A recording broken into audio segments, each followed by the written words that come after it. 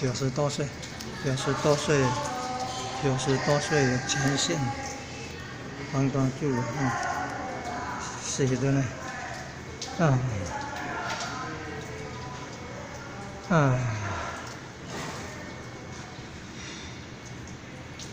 第一家最赠送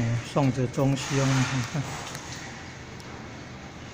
要入官府衙门告事情，要先被打几大板，先打10大板还是几大板？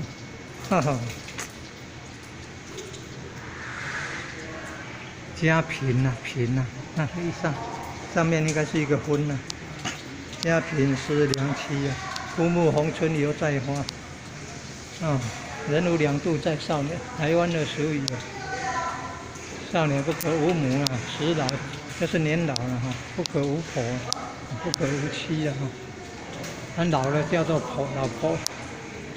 婆走上面是坡了，左边3点水，富贵10来年了，家贫思眼前了，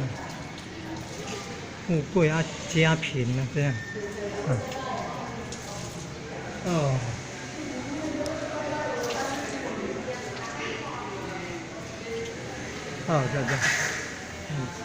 篆书啊，让爱微笑。